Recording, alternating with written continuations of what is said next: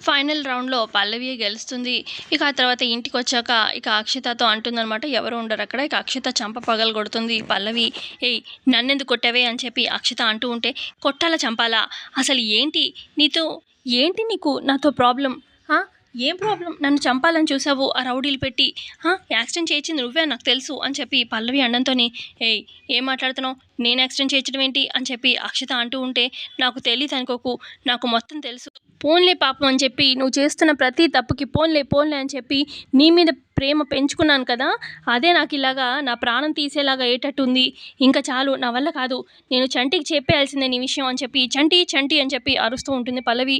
"Please please అక్క, please చంటికి మాత్రం చెప్పకు" అని చెప్పి అక్షిత అంటుంది. "చెప్పకపోతే ఎలా? నువ్వు అసలు ఆగేలాగే లేవు. అసలు నన్ను చంపే అంత ఏంటి నీకు? అసలు నన్ను చంపడం గురించి పక్కన పెట్టు. అసలు కాలేజ్ పోతుంది మన కాలేజ్. నీకు ఏమాత్రం లేదా? అలా ఎలా?" అని చెప్పి పల్లవి అడుగుతూ ఉంటే అప్పుడు అక్షిత అంటే, "నిన్ను చంపాలని కాదక్క. అది నువ్వు ఫైనల్ రౌండ్‌లో వెళ్ళకూడదు. అంటే సెకండ్ రౌండ్‌లో అత్తయ్య గారు నీ మీద కొంచెం ఎక్కువ ఇంట్రెస్ట్, నీ మీద ఎక్కువ ఇష్టంతో మాట్లాడారు. ఫైనల్ రౌండ్‌లో విన్ అయితే ఇంక నీ మీద ఎక్కువైపోతుంది అని చెప్పి నువ్వు ఫైనల్ రౌండ్‌కి వెళ్ళకూడదు అని చెప్పి అంతే చేశాను కానీ కాలేజ్ రాకూడదని కాదు.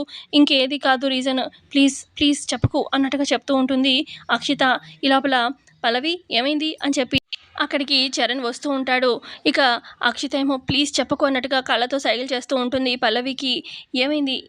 అని చరణ్ అడుగుతూ ఉంటాడు. ఇక ఇక్కడ అక్షిత అయితే ఫుల్ కంగారు పడిపోతూ టెన్షన్ పడుతూ ఉంటుంది. మరి పల్లవి ఎప్పటిలాగా అక్షితని కవర్ చేస్తుందా? నిజం చెప్తుందా? మోస్ట్‌లీ నిజం చెప్పదులేండి. సో ఇంతే అండి ప్రోమోలో జరిగింది. నచ్చితే లైక్ చేయండి. Thanks for watching.